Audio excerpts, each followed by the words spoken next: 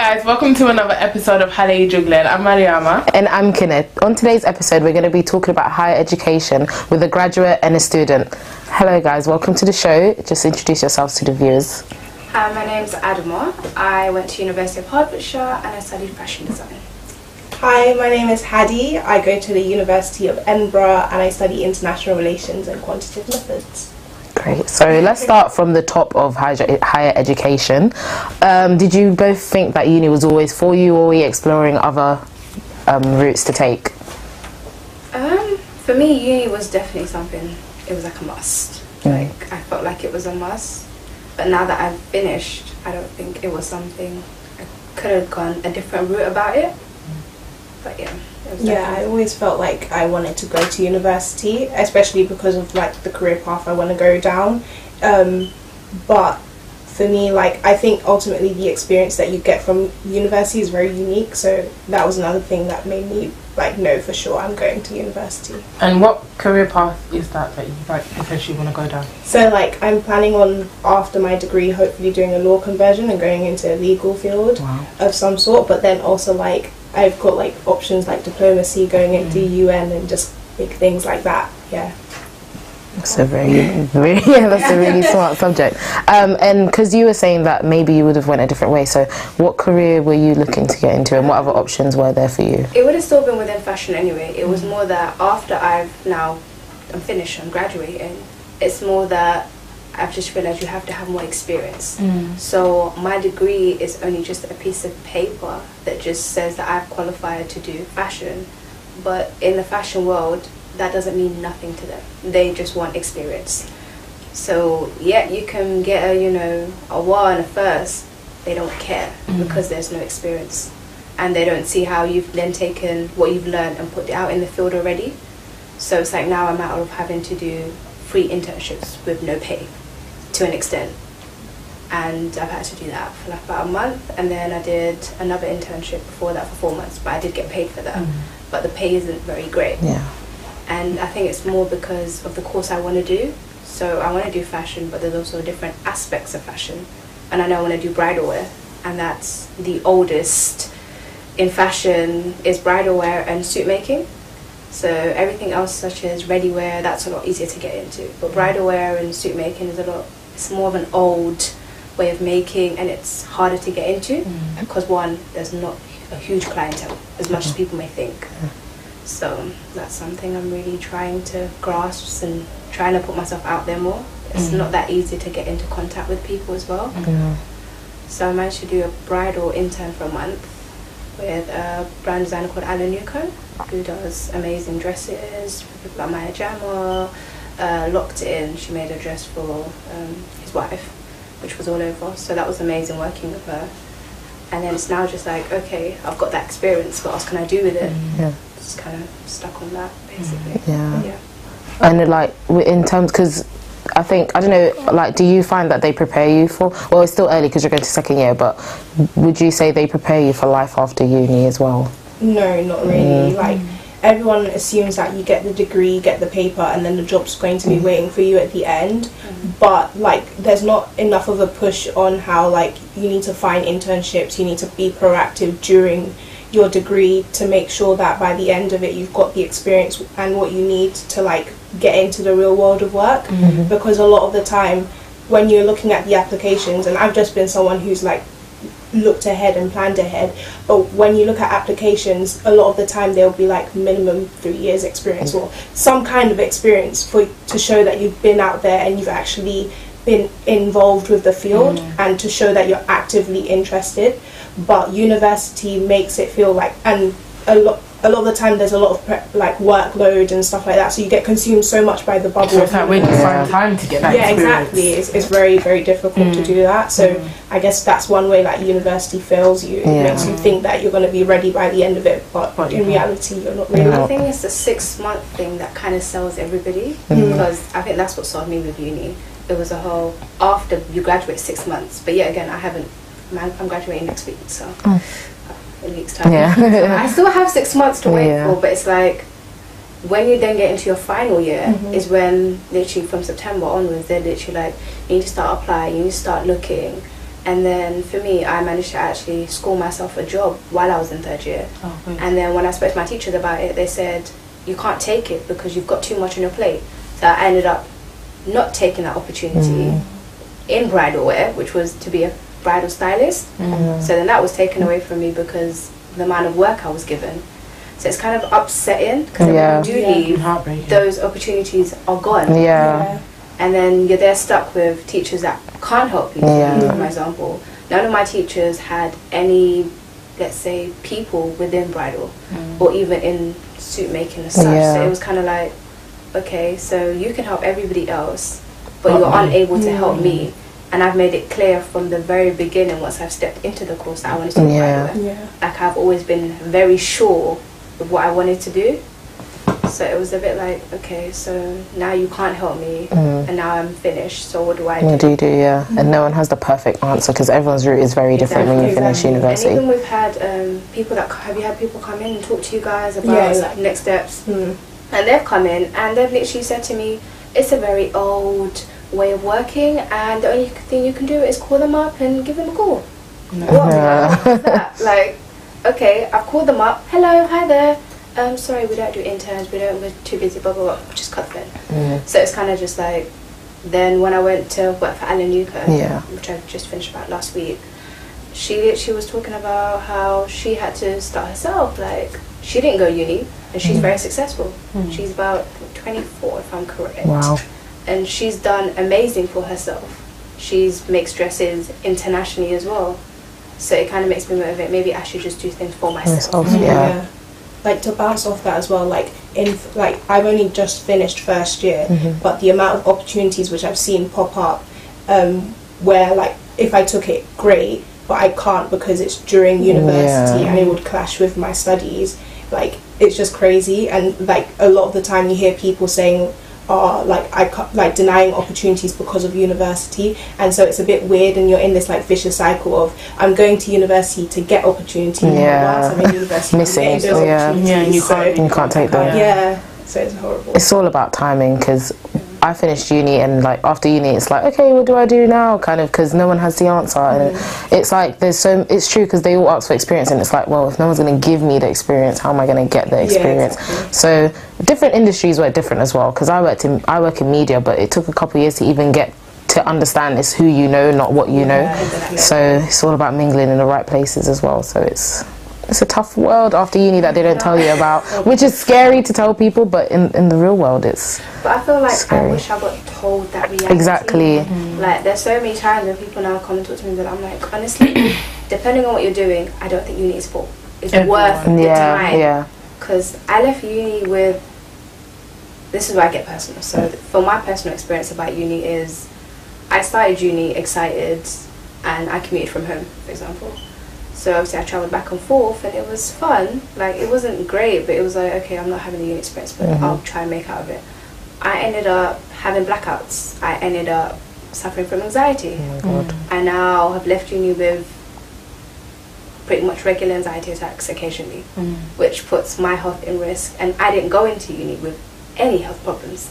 So when I talk to other people, I know people that have go through loads of stuff. Like, people leave uni with depression. And then people are like, oh, mental health is a joke. People no, it's real. It's a real like, thing. If no one sits there, and I feel like with me, I am the kind of person, even if I'm ill, I will stick it out. Like, I am not going to let people know.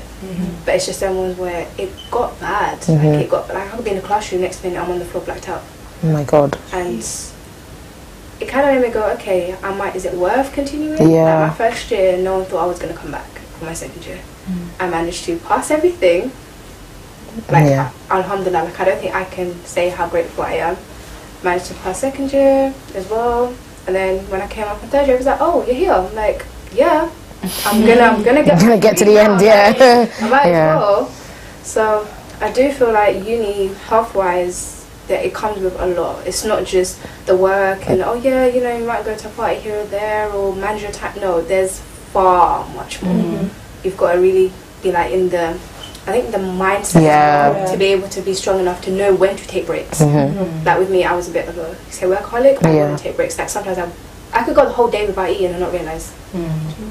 So it is a matter of, you need to know when to stop, when to eat, And people it might sound really stupid. Yeah, like, but oh no, yeah, of course I'll eat. No, trust me. When you're there and you've got work and you've got deadlines and you've got one course after another, you've got a lecture in the morning. If you know what you're thinking about, you're thinking about getting that work done. And uni's cutthroat in the way that if you miss that deadline, like sometimes they don't even give you an extension, or if you get an extension, they cap it at like 40% or something.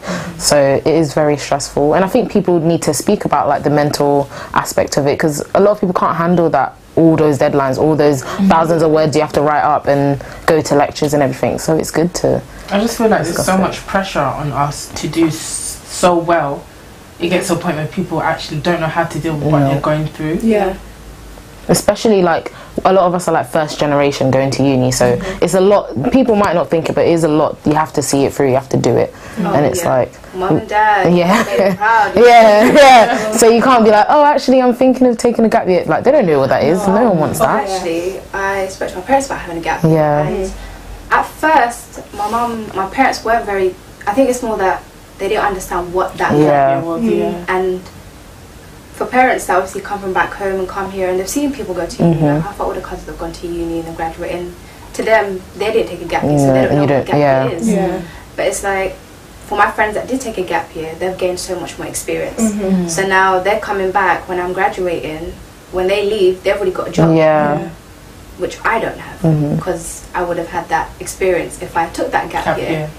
So it's a bit like, I think I do. It's what you said, the fact that they don't know what a gap year is. They probably think you're just going to take a year out and just chill. Not do anything. And not go back. To make money and get experience, and that's what they don't understand. Especially because like university, like student life in general is just it's expensive. So if I had the gap year to make that money and then like go into university with that like cash behind me, then it would be a lot more easier. One less thing to worry about. Definitely. Because there's been days where you pay your rent and then after you're having sardines for dinner. Like it's actually such a struggle. And no one even understands. They're like, where did your money go? Because you have student finance. But honestly, like student finance just comes out nothing. They think student finance is enough. Exactly, it's not. Like I see the text, I get happy, and it's gone. It's gone. And then even commuting, because travel is really expensive. I feel like I have this thing where people are like, oh, you're commuting, so you must say exactly. Like, no. It's all gone to travel. One, my course, I did fashion, so I pay for everything I use, and paper costs a lot of money. You don't understand. And it's not the regular paper, so obviously we use pattern paper, and you would have to get rolls and meters, and those meters are all going in the bin. Okay, they're all going in the bin, and then you end up buying more, which you then use those. But it's literally a matter of, I can't say how much money I've wasted on paper. And there's ways around you can save it, but no matter how much you save, still gonna be like, I spent my 3 years all working. My final year, they advised every single person to not work. Some people quit their job and worked till summer so that they would be okay for third year.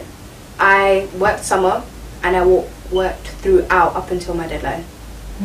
So I literally was working through uni, and my teachers disagreed, but I know, and actually I had to work to keep my collection, because one, my collection was a lot higher than most people as well, and it was a lot time consuming, so I did a lot of embroidery, and that takes time. So I couldn't afford to just sit there and be like, no, student finance will be okay. No, it wasn't. So we're just going to go for a quick break, but we'll be back.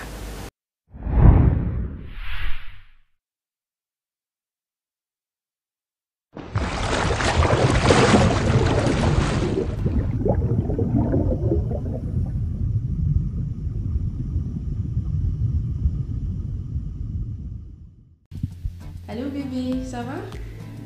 Ça va, je vais bien, merci. Et toi? Ça va bien. Et moi, j'ai toujours pas encore reçu l'argent pour la dépense des enfants. J'attends toujours. Ah oui, c'est vrai. Waouh.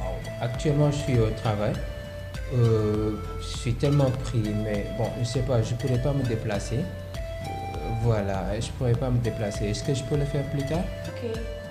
Mais il y a une autre possibilité. Tu peux télécharger l'application de Cash Minute online. Cash Minute? Non, jamais. C'est quoi Cash Minute? C'est une application mobile. Tu télécharges ça dans Play Store. Oui. Ça te prend même pas 5 minutes. Je suis là, je t'attends. Fais-moi signe une fois que c'est prêt. D'accord. Attends, je vais vérifier. Je vais le télécharger tout à l'heure. Ok.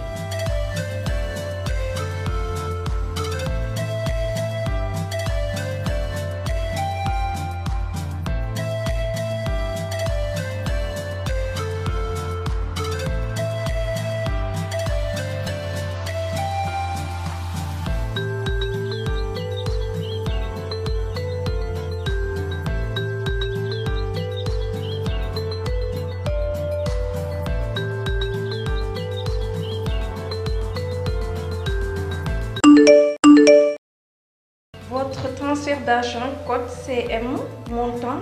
Ah, que c'est rapide. Je vais devoir filer à la poste. Mais avant ça, allez, oui. Bébé, tu as été génial. Je viens de recevoir le code. Dans même pas 10 minutes, j'ai reçu. Et c'est tellement rapide, je t'assure. Je vais comme ça à la poste récupérer l'argent. Ok, merci beaucoup. Ok, au revoir.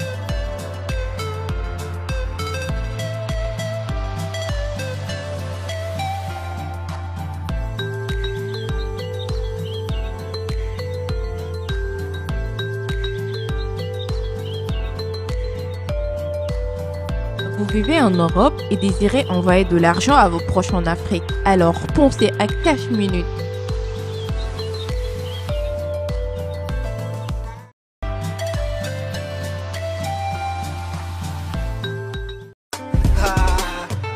Yo, this one for a blessed Gambia.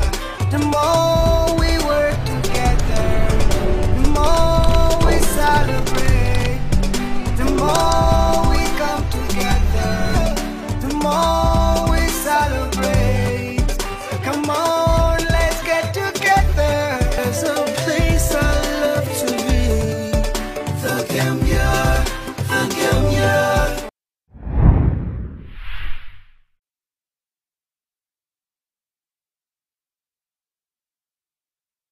Welcome back from the break. We're still here with Haddy and Adama.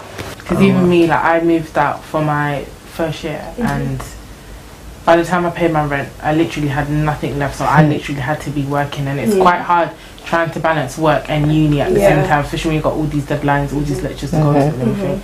It gets draining at the end, like it really does. Like I don't know how I'm still here. Yeah, like it's a struggle. Like one thing that people ask me a lot is just how do you manage to balance it, and like you have to like inevitably just prioritize your time and be like, okay, this is what's most important and stuff like that. But then you do have times where you have to make a lot of sacrifices, like, you know, your friends might be going out and having fun and you're like, sorry, can't go. That always happened to me. Like when I was a student, I was working weekends and it was like Halloween, everyone was getting dressed and everything. I was like, yeah, I've got work, I've got to wake up like 6 o'clock, so I was just taking pictures of everyone saying bye. It was so sad, but you do have to make those sacrifices, and it teaches you life as an adult is not as glamorous as you would think when you're growing up.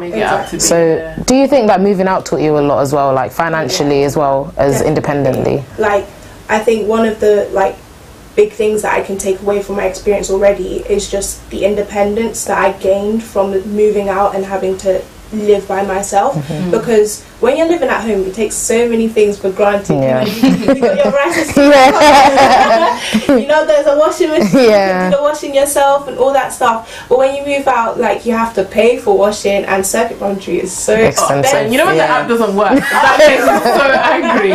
Every time I had to pay that £5, I'm like, oh god. You had to like push it a bit with the washing just so you don't spend so much money. And then on top of that, you've got like, I don't know, you're worrying about the rent yourself. You need to make sure you got the money in the right place so it's sent out on time and stuff. You got to worry about getting yourself from place A to B, everything like that. You don't even have your mum or dad at home to be like, wake up, you know what I mean? So you could have easily for me, I could have easily slept through my lectures and just been like, I know I did. Especially when you're doing like late nights working, or maybe you've gone out the night before and then you're like, oh god, shouldn't have done that. So Haddy, just want to talk to you quickly about your YouTube channel. Like, when did you get the inspiration to start it? So I originally like started during secondary school, and it was just for fun, and I would just like uploading random videos and like skits and stuff like that, and then it kind of just stopped and died out. But it was weird because a lot of people from my school watched my videos and enjoyed them, And then sixth form came, and I really wanted to like document my experience at university, because I felt there were no black students in Scotland documenting their experience. Like when I went on YouTube to find someone, there was only like one person from Scotland, well, from Edinburgh University in specifically, and she was white. So I was like, well, there's no people like me, you know, and I want people to like know the real experience, especially as a black person. So I decided to do that. And also, funnily enough, like in sixth form we had a yearbook, and in the polls they voted for me to be like most likely to become a vlogger. So I was just like, okay, it's fate now. But yeah, like I just really wanted to document my experience and like let people know what it means to be a black student in such a white dominated space, and how I coped, so that, you know, people in future generations, when they go to apply to university, they could see someone and be like, yo, like that's someone I aspire to be, or like they're doing it, I can do it too, because like there's many other YouTubers which did the same for me, and I just wanted to have the same impact for others. And you're also the president of the ACS committee, the African Caribbean Society. So how did that come about, and when did you join? Okay, so like it was weird, because like in the back of my mind beforehand, like ages ago, it was always something where I was like, oh, I wonder what it would be like to be ACS president, but like I never really like thought about it. And then the elections came, and like still like in the run up to elections, I was just like, I didn't really think about it, like I wasn't going to apply. I just wanted to be part of ACS, that's all I knew. And then people kept on coming up to me saying, oh, you should be president, like you should try, I'll support you. And I was like, what? I was like, okay. So then I like kind of psyched myself into it and like started believing it. And you know when you start believing it, you're like, wow, I can actually do this. Yeah. So then I went, and then I ended up becoming president. I was like, whoa, like, you know when you're a bit like, okay, I didn't expect it. It happened. But like it's been really cool since. Like it's crazy, like the amount of work you have to do. Like I haven't even started university, and I've been doing so much for ACS already. But knowing, like with my YouTube channel, the whole impact that it has with other people and what you can do for people, like that's what keeps me going. 100%. Oh, that's amazing. Thank you. That's so cool. And Adama, your line, you were at the UK Gambian fashion show, and great response. Really good pieces as well. So where's that going to right now? Well, currently I'm looking into actually adding on to that collection. I also want to start making a website and actually putting my stuff out there. I've got an Instagram page, trying to get more followers to see if people actually like the products I have. And then, which they will. Yeah, they're really good. Yeah, they're really nice. And then fingers crossed, I'm hoping to apply for Modest Fashion Week and put myself out there, so that's a bit of a lot higher step. It's possible. Yeah, it's possible. Yeah. So I'm gonna try and apply for that and see if I get it and put my stuff out there. Yeah. More of an international level, because you have people from all walks. You have Indonesia, you have got the Middle East in there, you've got a bit of Africa in there as well. So it'll be nice, because I feel like there's not that many African or black modest wear clothing out there. So that would be interesting to be. Hopefully. As a designer, where do you start, like when you're trying to make a collection? Do you start with inspiration? Do you have a mood board, or do you just sit down and draw it out? I think everybody has their own different way of looking at stuff. I've tried different ways actually. So first, like I think throughout the 3 years you try different methods on how to get ideas. So there's the whole looking at inspiration and then for me, I'm normally the kind of person, I just start drawing. That just works best for me. But for my family and for the collection that I have, I actually started off with inspiration. I was like, I wanted to make it a bit more deeper than looking at flowers and trees and regular stuff. So I was like, oh, I do a lot of poetry, spoken word. Why don't I, pick one of my spoken words and try to break that down? And when I explained it to people, they were like, but words, how are you going to relate words to clothing? And the whole thing just didn't really make sense to them. So I managed to come up with a spoken word, write it down, and then I use the different adjectives I use. So like we had stuff like active spirals and climbing, and I was like, okay, spiral, things that curl, things that are thrilly. So I was like, okay, let's see how this goes. And then I looked at waves, and then waves, automatic, inspiration, type in wave dresses, inspired, you come up with thousands of stuff. So then I use different designers that have used waves or spirals or gems, queens as inspiration to make collections, and I use it in different aspects, and then a few lineups which I drew out from the images I saw. Yeah. Well, that's interesting. I've never heard of that kind of tactic in inspiration. Yeah. There's that or there's newspapers as well. Yeah. You've both spoken about representation, and because here we're all about promoting Gambian, so how important is it for you guys to represent as Gambians in what you do or where you are at? I mean, like, my culture is like very important to me. Like, we're like, even though it's little, even though, like, for example, on social media, I just put the flags up. Like, something like that is like, I'm proud from where I come from. And like the way that my mum raised us, like, she really wants us to be in touch with our culture, because us, like, as first gens, like, being born in Britain and stuff like that and stuff, like, you know, sometimes you can dissociate yourself with, like, back home and where you come from because you were born in Britain. But like, I've always been someone who's like, nah, like, yo, the motherland is where I'm at. That's my place. And so little things like, for example, I don't know, in Edinburgh, our ACS had a Rep Your Flag event. Like, I made sure to bring my Gambian flag, and represent proud. So I don't know, or even, for example, Senegambian week, like, we do lots of stuff during the week, like even Youth and Door. Exactly, so good. So like on Instagram or wherever, I'm making sure I'm promoting all of that stuff, because like, that's where I come from, that's who I am. It makes my identity, so I'm really proud of it, I guess. It should be, yeah. Because she's always promoting Haddy. Yeah. That's good. For me, I think it's more, because with what I'm doing, it doesn't associate with Africa, but I feel like people always have the stereotype thing of, if it's African, it has to have an African print. Yeah. Like, I don't want to put the African print, but it doesn't mean I'm denying that I'm African. I'm African. Exactly. Like, I'm here. But it's more that I don't think Gambians do a lot of modest wear or try and communicate with other nationalities as well. So I like that my collection is Arabian inspired, but I've also got the whole, it's long, we wear malan, so I would like to incorporate a malan into it somehow, but obviously with normal fabrics. So therefore I still have that contemporary side of clothing and not just, you see, African, that's automatically African. So I like it when people, when I talk to people and they're like, oh, so where are you from? They're like, oh, you're Gambian. I'm like, yeah. You're Gambian? Oh yeah, I've heard of Gambia. People be like, oh, I've never heard of it. The first Gambia, I'm like, oh, yay. First you met. So it is nice when people, they learn about a country they've never heard of, and it makes people want to go. So there is something I'm definitely proud of. And I think you're, not just you, but there are other clothing lines out there that are starting to adopt the whole modest idea.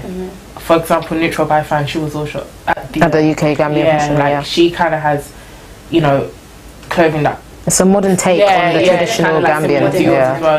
So her was really nice as well. That was quite good as well. I really liked her. You were modelling it and it looks so good. Exactly. It looks so good. It looks so good. Like, having programs like that, do you find that it brings us more together, especially us first generations here, like having a weekend dedicated to our culture and a fashion show to celebrate our own creatives, like, and efforts? I think it's a lot to do with networking. I think for me it was like, I have cousins that are Gambian, of course, you know, family members, whatever, friends. It's like, okay, it's all nice, but then there's other Gambians out there, you know, in the same industry. Exactly, which I haven't been able to. We're just going to go on a break, but we'll be right back.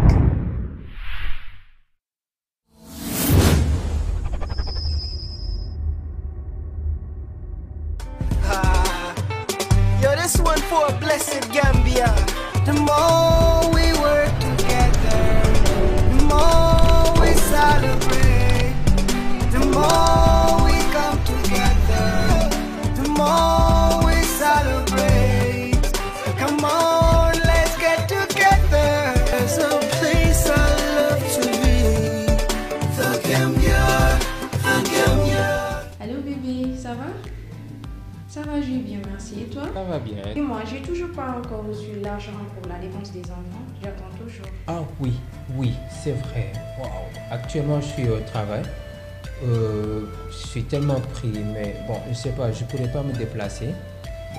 Voilà, je pourrais pas me déplacer. Est-ce que je peux le faire plus tard? Ok.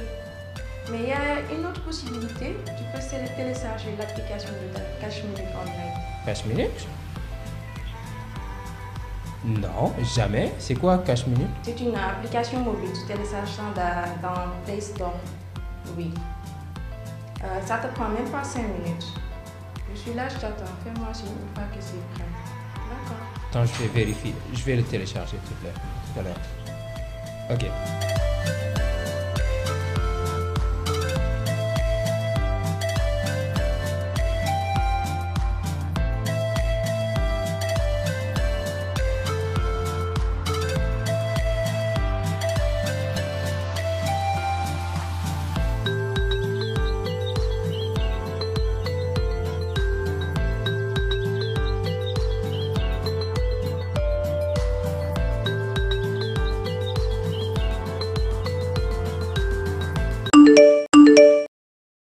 Votre transfert d'argent, code CM, montant.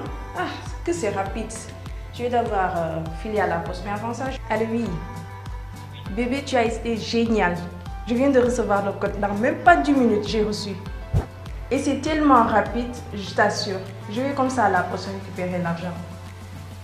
Ok, merci beaucoup. Ok, au revoir.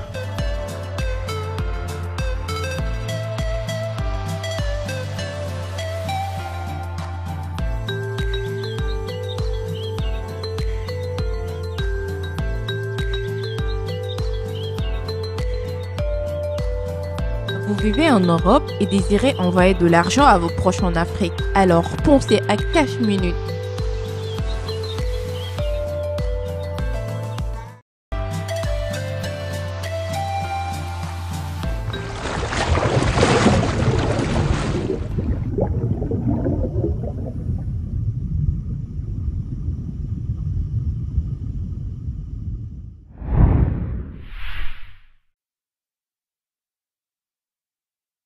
See, so when that opportunity came to hand, thank God, I was really grateful.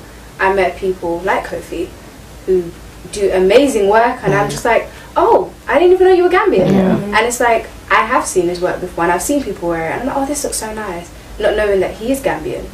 And it's like when you get to meet people and you're like, wow, and they're like, you should try and do this, or we should work together, and you're like, you work with me. Yeah. So I think it's I know it's amazing, but I think it's quite interesting in itself, because Gambians, I feel like Gambians don't like working with each other a lot of the time. We say this a lot. And this is from my personal experience. I don't feel like Gambians work as well as they should. And everybody, you have people that are businessmen out there. Exactly. That help the younger people do more, but yet they don't. And they kind of sit there, oh, halala. Yeah. It's just a dream. Go study, go do this. It's like, okay, you study, and then you're left with what? A piece of paper. You know what I mean? No. So I think the older generation as well, they're very close-minded on what fashion is as well. Definitely. So I feel like I'm happy I have a mum that I have, because my mum's very open with fashion. Like, my mum loves to dress. Like I said, she doesn't leave like where I get my stuff from. My mum. Like, she loves clothes. She knows how to style.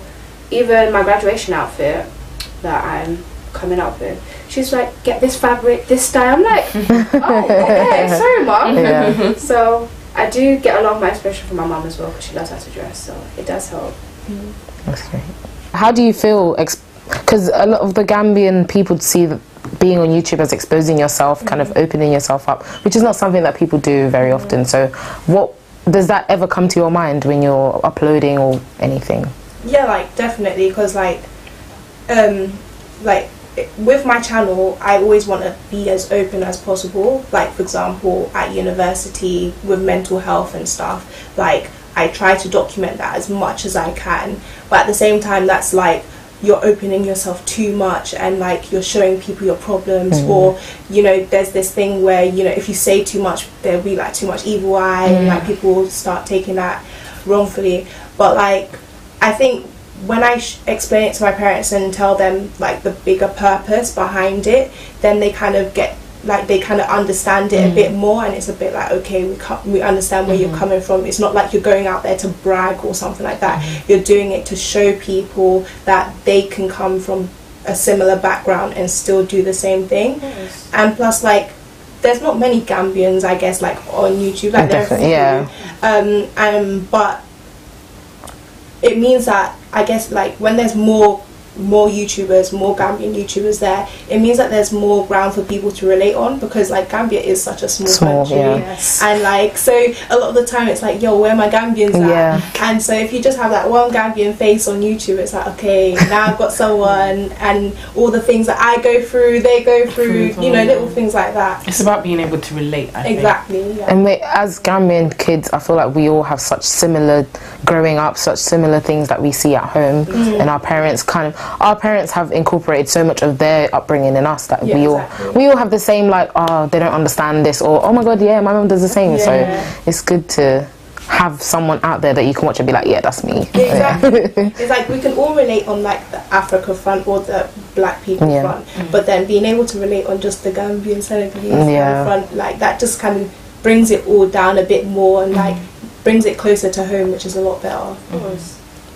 I think that's quite important as well, but I feel like even the young people here, it would be good if they could support what you're doing as well, because this is the first time I've met you, and I didn't even know you do YouTube, and it's like, I'm always on YouTube, I'm always watching people, but only 1 or 2 of them are Gambian, so it's kind of like, I would like, you know, would like, for example, a collaboration, if you did a collaboration with another YouTuber, that could also be something quite interesting. So I think it's all about opening up and communicating and people coming together, but it's all easy to say, to do, and are people willing to do that? That's the thing, because everybody's like, oh yeah, you got to put yourself first before you put somebody else. Yeah, you can still do that. You can lift each other up. 100%. That's why, like, that's what I just don't get about, like, I guess not just the Gambian community, but the black community in a general, because like we don't uplift each other enough, we don't like help each other out enough, and like that's why whenever I'm on socials, if I see someone doing something, I'm gonna share it, I'm gonna support it. Like,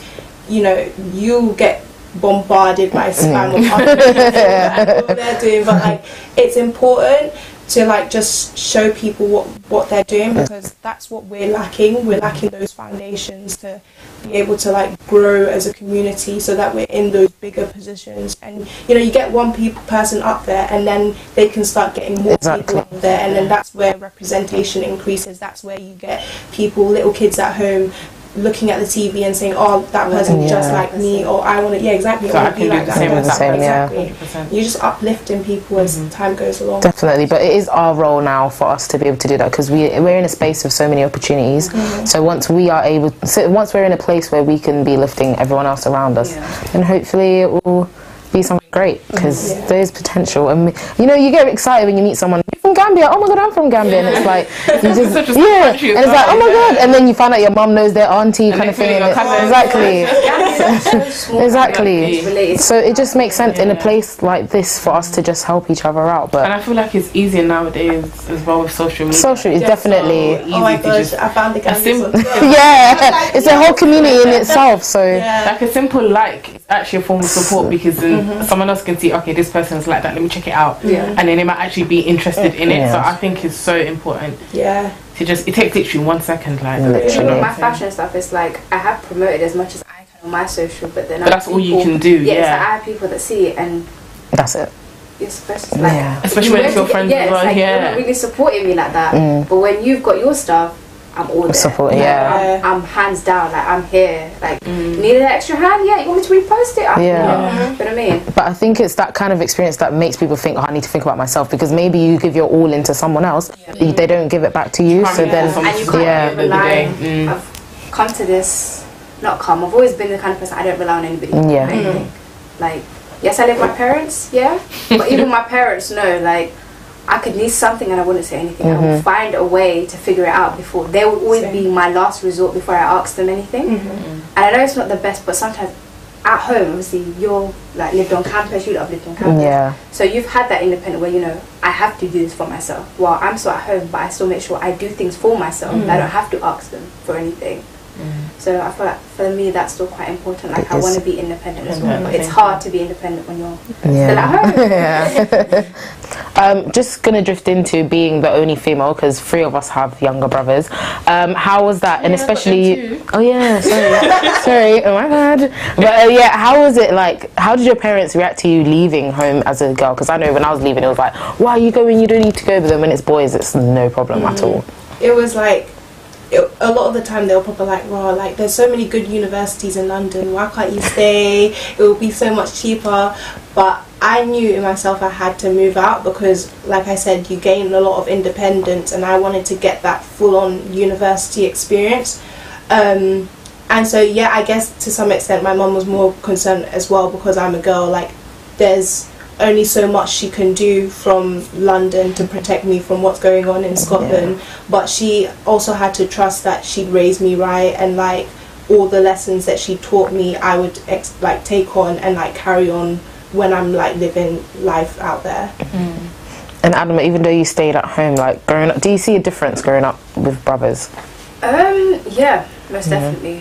For example, my brother's 18. The independence and the way he's allowed to do things compared to how I was, it's far different. He can leave the house. Where are you going? Out. I'm going out. Do you know what I mean? Our parents will still probably have a fuss, but the way he has more control over what he does and what he can do is far more different than I was. And even in uni, though I commuted, I still had issues like, when are you coming back home? Because obviously I had to stay late because I live far. So some of the things that people are able to do by staying later or having a sewing machine there, well, I have a sewing machine at home, but it's not enough. Like I've only got one, and I need like 4 or 5 different butter machine, overlocker, I can name them all. Do you know what I mean? That's all costing a lot. I've only got the one main one that I need. So such as editing sometimes as well, I would have to stay late. But then I've also checked the time like, okay, when's my train coming? Which is a lot harder. So I think with my brother, obviously he's not going to uni, he's doing an apprenticeship. So even for that, my parents were a bit like, whoa, you're doing an apprenticeship, you're not going to uni. But I think for him, it suits him better. So it's like, I've got to uni, he's doing an apprenticeship. So that's like my little brother's like, so it's his decision whether he wants to go to uni or do an apprenticeship. But I think it's a good thing because he has 2 older siblings that have done 2 different things, and then it's down to him whether what suits him best. So for me, going to uni was nice, but I think for me to leave was an issue, which is why I commuted. But I wish I did have that experience more. I think it's worth it because I had 2 years living away from home. Never want to do it again. I don't regret it at the same time because, as Haddy keeps saying, it does teach you how to be independent and think for yourself, fend for yourself. Do you feel like you can handle money better as well? Nope. Do you know what it is? Like when because I only moved out for my last year because I knew I had to be closer to uni for everything I was doing. But it's like, first of all, you live with a stranger. At first, it's like, oh, this is gonna be fun, and then you see them spilling stuff and they don't clean it. The toilet, like luckily for me, we all had our own toilets, so thank God for that. But it was like, even bills, people don't pay on time, so then you have to be petty. Like you have to do what you got to do to survive. So it is hard. And it's like sometimes I'm like, did my mum and dad really pay all these bills? Like, because it's like electricity, water, like you have to pay for so many things. Weekly shopping. Like when it was find for ourselves. Is that the whole family? Like how? Exactly. How? I guess we got that. And when you think like my mum got married really early, and it's like, how the hell did you survive? Like, innit? Like I'm here at the age that she got married. Exactly. Like, do you know what I'm saying? Can't even do that. It's so it is important to have that financial like discipline as well, because you do understand like later on, okay, well I'm gonna have to pay for this and this. Like even council tax, I was like, what is that? And then luckily students don't pay for it, but it was like what is that? So and maybe they should teach people that in schools. Exactly. Like PSHE, they should teach people that because they actually took it out. School. From secondary school, when you get a job, they should teach you. You're going to pay taxes. You've got NI to pay. Like, they should teach you all that. Even with tax, where does your money exactly. People don't understand. People get taxed too much. Exactly. And you don't even know. No, you don't even know. There's so much that they don't teach you that you have to kind of force yourself find out for yourself. It's and when you do, it's not pretty because it's like it's unexpected. It's like, wow, it popped out of the blue. Exactly. Yeah, exactly. So, but I think living away as well, it kind of does reinforce the fact that your parents raised you right. When you live with certain people, you're like, what? Yeah, and it's like, did you grow up in a barn? Like, honestly, what? because it's like, it makes me even more of an adult, because it's like, okay, am I here living with kids? No, we're all the same age, if not older, but but at the end of the day, like I keep saying, it's nothing I regret because it just makes me more of a stronger person at the end of the day, because I've gone through this or whatever. And it's just like, okay, my mom's taught me to do it this way, you're going to do it this way, and then it ends up being the right way anyway. So it's definitely something I think is worth doing. Even if it's just for 1 year. Little things like rinsing a plate, like when my mum always used to say, I'm like, she's so extra, but then when I with that, I'm like, nah, I'm rinsing this, like making sure kind of thing. Like cooking and stuff. Exactly. I'll be like washing my chicken and stuff, and then I see people taking it out the pan. And then you wash your chicken, you don't? Like, what? You know, the temperature kills them all. No, it doesn't. Exactly. God. Like, I found myself sounding more like my mum when I was I found that as well. I'm like, even now. But then I'm like, yo, like to my housemates, yo, can you do this? Can you do that? I'm like, wow, I'm actually sounding like my mum here. Things like the bins as well. Oh, please don't get started. They leave it for too long. Every time like at home, they always like take out the bin, take out the bin. So you don't even have time to leave it to get that disgusting. You do it comes to you naturally. But there, you just see flies and you're like, where are these flies coming from? Just do it. That's what and it's the thing where you don't want to go to uni and have to be a parent to someone else. Exactly. And for me personally, like I would try to be paid. If you're not doing it, I'm not doing it. But it gets to a point, my mum didn't raise me like that. I have to. You can't even live like that. That's what I'm saying. So I'll end up doing it, but I didn't pay rent to be clean after you. You pay the same rent as well. So do you know what I think? When you're also in like the accommodation on campus, people don't tell you, like, people are messy. Like, you share a bathroom with how many people? Like, if you don't have ensuite, or you share kitchen with how many people? Some people will be stealing your food. Like when I was at uni, my food got stolen. I still complain about this 3 years later. This girl stole my food, and it's like, you have to be petty, because I used to take ketchup. Like when I had guests, I'm like, oh, my friend. My housemate has it in it. We're sharing that. Nobody tells you, because people are like, I'm gonna move out, I'm gonna have the time of my life, but you don't even know, like, there's so many disgusting people out there. Like, I have friends that have moved out, and I've had friends that end up living together and now are not friends. So it's like the whole importance of, you don't know someone until you live with them. And my mum always saying this, so I'm like, but obviously I've had the experience, so I'm a bit chilled. Thank you. But the idea of two friends now completely not talking to each other, and it happens a lot. It happens a lot. It's over the most pettiest thing, but it's then escalated so big. It's a lot of tension, man. That's why I'm cautious of like who my flatmates are, and like, you know, not mixing. But even then, you can still be cautious. But at the end of the day, like, people sell you dreams. Because when I was moving in, she was like, yeah, I'm clean, I'm tidy. I don't know what your version of clean and tidy is, but wow. But it is good. Like, even at least if you hear this, at least you don't have to go through the crap that we had to go through. No, I'm grateful, trust me. I'm very grateful, because most of my friends would come in, they'd be like, this girl took my this. Asking it every day, I'd be on WhatsApp to her, just complaining. It's so funny. Like, I've got 2 more years left of uni, right? And it would make more sense for me to stay closer. But whereas I'm only doing 2 days a week, I'm not going to move out again. I'm not going to move with the people I've been with before as well. Then it's really not worth it. Honestly, and you'll be saving money as well at the end of the day. But it depends. It depends. For you, I know it's a different. That's far. Ticket out of London, back inside London, outside London. Whereas we went to the same uni. So just West London for me. I mean, it's far, it's but still quite far. But you can far. I think when weather plays a part, like for example, I'm sleeping. That's low. Oh gosh. Oh no, but Edinburgh must be worse. It was disgusting. Oh god. Closing uni and stuff because it was that bad, and like you'd go outside and then when you put your feet in the sink. See, my uni wasn't even closed. What? I was in my family and I still had to go in. God. So see, for me, that shows dedication. Like, there was no. They want to stick myself. Had to make sure I was there in time. I had lectures where there were some lectures, sometimes I didn't turn up, but I still made sure I got the information I got. And there were some times where people didn't turn up at all, but for example, I think what irritated me the most was there were students that lived right next door. That was me. You live here, class is there, why can't you come here? That was me. I was always late. That was me as well. I was always late. From your own bed. Oh, you know what? It's fine. I can catch up on time. I feel like that happens a lot though. A lot of people that live literally right there do not make it. on time. But like also like when you live close, you're like, oh, I have You have time, exactly. And the next minute, you know, you're like, late. oh, there's no point. I already missed half an hour. In primary school, secondary school was far. My sixth form was a bit far. It's like later, so still have to take a bus. Yeah, uni even further. But it's like I'm happy I had the dedication. It teaches you about yourself, doesn't it? It got to a point where I think before maybe 2-3 months before my hand in, my teacher was like to me, "You're not going to graduate, Dan." What? And much as it hurts me, they're like, "You're not going to get in on time. We'll have to give you an extension." They gave me an extension and they said, "You're still not going to make it in on time. We don't think you'll be able to make it." So then they started talking to me about actually having to redo my final year again, whether I should. And honestly, I'm damn right happy I proved them wrong.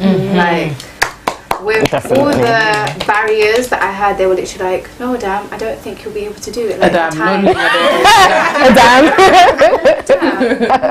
And then it was just like, and then they would come up to me like, "It's okay, like it's okay." That pretentious And it's just behaviour. I think what's hard for me was I did fashion. We had a lot more white people, international people than we do have black people. And people don't really think, oh yeah, race is not an issue. Race becomes an issue because you get treated differently. And I've never had any racial issue ever. Like, so it was something born and raised in East London. And then I'm in a classroom filled with girls. I'm not used to that as well. Only boys around, you know, used to that. And then class full of girls, majority of them white. Their issues such as my dog is sick is not something that I take to heart. Seriously, to them it's important. And even when I was ill, when I was passing out, I had blackouts, when I would end up having to leave lectures and end up in hospital, even to get that extension or even to ask for help from teachers, that would be a problem. Like, they wouldn't give me my extension though I was in hospital, though I had paper proof, while people would come in and be like, "Oh, my boyfriend dumped me, can I, you know, come in crying, they'll get an extension." So I think race really played a part. And it's kind of, it hurts because I know it did. And I did an internship for 4 months for some Turkish guy, don't even mention the name, and it was okay until I realised he had an issue with me because I was black. He treated me so bad. He would talk to me like I was beneath him. And yet again, I still stayed there long enough. And then it took white people that I was working with that were like to me, "Listen, he's racist. He does not like you. You need to actually either leave or do something." And I had conversations with him like, "I don't like the way you treat me. You talk to me like you're beneath me." We had tasks all together, separately to do. He wouldn't directly talk to me. He would email it to somebody else to tell me. Oh God. And I was there longer than most people, but yet he treated me like I was nothing. So it got to a point where I had to go, "Mom, Dad, I have to leave. Like, I'm gonna leave." And they were like, "You know what? Leave. It's not worth it." 100%. And I realised how granted he took me. Like, he took me for granted, because the amount of work I did compared to other people was not as much. Like, I did a lot. I would do phone calls. I was doing blogging as well. I did IT work. Had meetings with some of the designers as well. And it got to a point where I had a meeting with one of the designers that came in from Turkey, and she wanted me to work for her, and he dismissed it. Wouldn't have it. He wouldn't have it. He kind of dismissed it and actually stopped working with her for a while. Oh my God, he did not want to see you prosper. Yeah, so it kind of took me going, you know what, I actually do have something where people do want to work with me. I do have some kind of talent, which for me took a long time because I don't really have as much confidence like with what I do. Until that point I was like, yes, I do, I can do this. I do have great dreams and I can achieve what I can achieve as long as I work hard for it. Yeah. Oh my God, that's actually a crazy experience because I've never had to experience that directly. So do you think that's a reflection of like the fashion world maybe? Oh yeah. 100%. A lot of designers are men than women. Yeah. Statistically, if you look at a lot of designers, men are a lot more successful than women are. Then if you had to go into race, you've got whites more superior than black. And even then, men, Louis Vuitton. Yeah. We've got a black designer now, you know what I mean? But women still at the bottom of the league. Black and I think especially. being black, Muslim, and a woman Yeah. is like the hardest thing ever. Like I don't care what anybody says. Being black is hard, but being Muslim and black is even harder. And being female, yeah. I want to do modest wear. I'm black. Muslims, general, Arabs, Asians stick together. Being black and trying to even be a black YouTuber, modest. I've seen the modest YouTubers, and they've talked about when they go to Modest Fashion Week and go to like fashion events, and they don't get invited. Why? Because you're of a particular race. Regardless, you've got to remember that when you wake up in the morning, you're this color. You woke up like this. And they make us feel as if it's a curse or something. Yeah. Well, it's up to us to uplift each other and make each other proud. 100%. Do you ever find, like, do you have any similar, because I know Edinburgh, people would think it's predominantly like white. So in uni, what is it like for you as well? Scotland, like, is completely different, especially because like I live in London, Hackney, you know, it's multicultural. But then when I went up there, there's a lot, like, it's very different. Like I remember there was one time I was going to the beach with my friends, and like, and I love my braids, so like at the beginning of the year I had like these bright pink braids, and so I'm on the bus here talking to someone on one side, and all of a sudden someone pulled my hair from the other side of the bus. Wow. And I turned around and I was just like, you know, proper shock. Yeah, never happened to me. And she's like, oh my gosh, your hair's so nice. And I'm thinking, am I like an animal? Yeah. Like, you know, how you painting me like exactly, that? that's so disrespectful.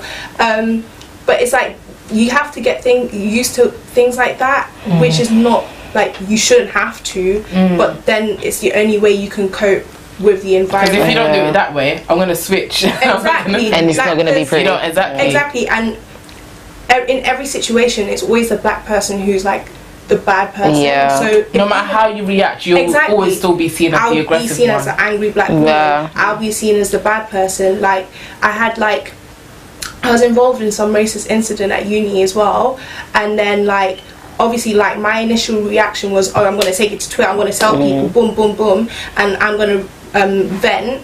But then obviously if I do that, my uni's going to think, oh look, there's another person trying to make us look bad, they're going to try and pull our reputation down. So in every situation, regardless of whether you're right or wrong, you have to always be conscious of other people and how your actions are portrayed, and on top of that you have to be conscious of like what that represents it for black people as a whole, because there's not many of us up there. Like there's only 0.7% black students in Edinburgh. Oh my god, 0.7. Yeah, not even 1%. Not even. And so there's not many of us, so the fact that you are representing a whole race of people, it puts a lot of pressure on it, and it's something that I guess I had struggled throughout first year, and like that's why I think in the moment of first year I was literally like, I don't enjoy it, I hate it, reflecting back, I saw that I had a great year, but in the moment I was I didn't feel like it, because especially where I lived,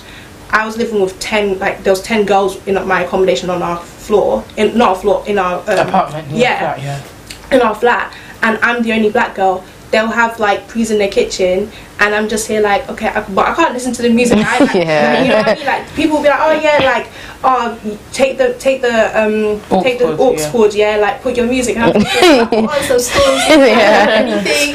If I put some grime or something like that, you're gonna think I'm violent, you know, like, you know, little things like that. And so that's why it's so important, and that's why I always say it, like not only on my YouTube channel, but like just to anyone in general, like it's so important to find like communities of people you can relate to and you can vent to, because it was just so helpful, for example with the BME community, just to be able to sit down and for you to just spend an hour just complaining and saying everything, getting it all, like get it off your chest, you know, like just saying it all, because some people they just don't understand your experience, and like you can go and tell a white person or someone of a different race like, oh, this is how it feels to be black, but they won't understand. They'll have this simple black, they'll be like, oh okay, sorry, like but what can they do? You can't really do anything, do you know what I mean? So it's difficult out there, and I always tell people like it is very difficult. Like Scotland was a big change, but I think any university is still a big change, because you have to remember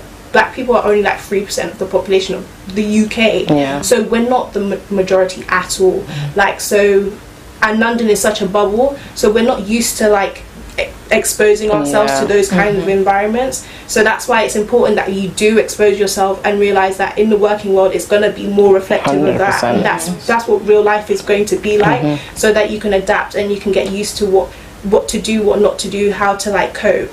But at the same time, it's like you can't let those experiences prevent you from putting yourself in high positions. Like, why am I not going to go to, for example, Oxford or Cambridge because a white person's there? Like, it's a bit stupid, you know what I mean? So, yeah. That's very wise words. Speaking like a true survivor. Well, so when I was in first year, I had quite a few incidents with people that were in other years. But I think it was just more the final year than first years had. Final years came across quite full of themselves. So especially as you come in, you're kind of frightened in general. Like, you're like, oh my gosh, don't know anybody. And as I was quite, say, confident, I ended up being rep for my first year as a fashion course. So I represented our whole year group with other people whenever we had our uni meetings. So that was quite fun. And one of the incidents that occurred was there were some third years that had issues with the first years. So they would look at you kind of sideways, that they had an issue with you. So I thought, okay, as a rep, let me go talk to them. Approached the girl, said, do you have an issue? Do you have a problem with me? She said no. But for some reason or other, it was clear that she did.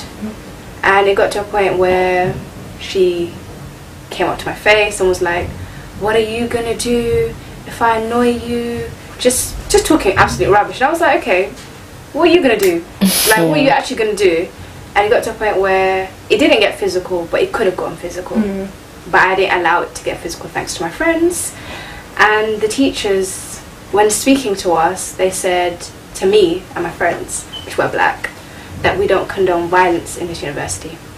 Oh my God. Where was the violence? There was no violence. Just because it's black people. It was the fact that I was one, black, and the girl that I was having an altercation with was white. But she was the one coming in your face. Keeping in mind that she's far older than me. Yeah. I started uni, 18? And she was at least 24, 25. So it was a bit like, how are you telling me that we don't condone violence? Keep in mind, I'm not a violent person. So how can you have the assumption that I'm a violent person just because you're seeing it on one side? She was standing in front of me, I stood in front of her. The same thing. But they automatically took her side. And then from then, literally since then, up until when I left, it was difficult because they had a problem with me. He had an issue with me and my friends because of that one altercation. And it was hard. It's like, even when I was fainting and I had to eat during lessons, and I told my teacher was fine, and she's like, you know, whenever you need to eat, we don't want you to pass out. And he would come and be like, you can't eat, go over there. I'm like, I need to eat right now. He'd be like, go over there. Like, he just made life a lot more difficult for me than it needed to be. And it was all because of one altercation. What's his name and address? People like that, yeah. I don't know, because I don't understand, like, how your problem can just be... the same person that told me that I need extra time and I wouldn't be able to have my work. So enemy of progress, that's what that is like, genuinely. God, that is so... And it's like, even the teachers, I think about in sixth form, like I had a teacher that was like to me, she made me call in Central St. Martin's, which is the highest, if you know fashion crave, the highest uni for the best of the best go there. I had to call them up and tell them that I'm cancelling my interview because she said I would embarrass the college by going there. Oh my God, why did you do that? In front of the classroom, I actually had to... In front of the classroom? Yeah, in front of the class. I had to call and say I'm cancelling my interview. Why did you... And then I wanted to call back, but I was like, you know what, let me just leave it. I actually left it. And then when I went to my interview in Hertfordshire, the teacher that I met was the teacher that interviewed me was from Central St. Martin's. And she went there, she said, you should have done it. You would have definitely got in. And I just accepted it as that, but I don't take it as a downfall. It was just a matter of the people I've had to deal with in my life that have always stopped me, but yet I've still managed to prove them wrong. Anyway. It's all a learning experience at the end, so... And I would love to meet her today and be like, hey, I've graduated. You know, look at me now. Exactly. Because she really passionately wanted me to stay. She didn't think, she believed I needed a foundation to get to where I wanted to. That's actually so irritating. God. That really annoyed me. I think we should end on a positive. Well, okay, because since you're a graduate, even though you've had like so many hurdles and stuff to come across, how would you sum up your uni experience in total? And what advice would you give to anyone?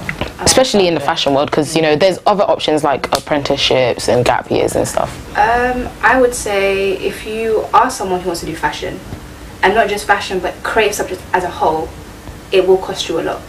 So prepare financially. I wouldn't say stop yourself from going. You still go uni, but financially know that you are going to have to spend a lot on a creative subject. So people that do art spend a lot. People that do graphics, photography spend a lot. And fashion is just as much as anything else. So I would say financially prepare yourself, mentally prepare yourself for what you're about to get into. Physically as well, I guess. And I would say even if it's a case of you don't want to go uni or you're unsure, look into placements. Placements is like very good. Like now that I've left, I see a lot more placements, a lot of work experience. So I would say look into that, because sometimes you might not need uni. For my experience, if I knew what I knew now, what I know now, I probably wouldn't have gone to uni. I would have done a placement, done an internship, gone out there, done more practical things to get me where I am. But I think what I have taken from uni is sewing. I've been able to sew, which I've learnt, so that's amazing. I've made great friends, I've learnt new skills, I've learnt a lot of editing skills as well, which is where uni does come in to hand, but at the same time, people that have learned it by themselves. So it's what you are capable of doing. If you know what your strengths are, go for it. If you know what your weaknesses are, or you feel like independently you could be fine, go for it. But definitely start believing in yourself and don't let anybody tell you otherwise. 100%, definitely. And what are you preparing for next in terms of uni? What has the first year taught you most?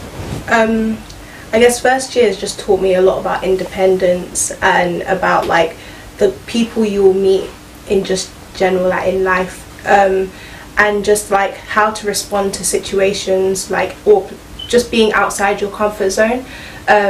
So I guess like for any newcomers, I guess going into university, I would like say to them, like, take everything as it comes. Like I usually like believe in just taking every day as it comes, one day at a time, because you never know what may be around the corner. You shouldn't kind of paint university in one brush. You shouldn't like get someone's experience and think your experience is going to be exactly the same thing. Just go there with an open mindset, be willing to try new things, say yes to, you know, whatever comes your way, and just make it like the best thing that you can be, give it your all, and just live your best life. Yes. Thank you so much. But before we go, just let everybody know where they can find you on social media. You go. So on Instagram, my name is Haddy Jeng, HADYJENG. On Twitter, it's _Haddy Jeng. YouTube. Yeah. On YouTube, it's just Haddy Jeng. Yeah. I have my brand page, which is Almas, which is ALMAS.AJ, which is my initials, AJ, and then my personal is Adama _AJ, which is ADAMA _AJ. So yeah. Great. Well, just before we go, we'd like to introduce our new intern, Jojo Demba. She'll be joining the Xale Yi Juk Len team, so we just want to show her some appreciation. Yeah. Welcome Welcome. to the team, Jojo. Our new team member. So behind the scenes. But thank you all for watching, and thank you to our guests, and we'll see you next time. Bye.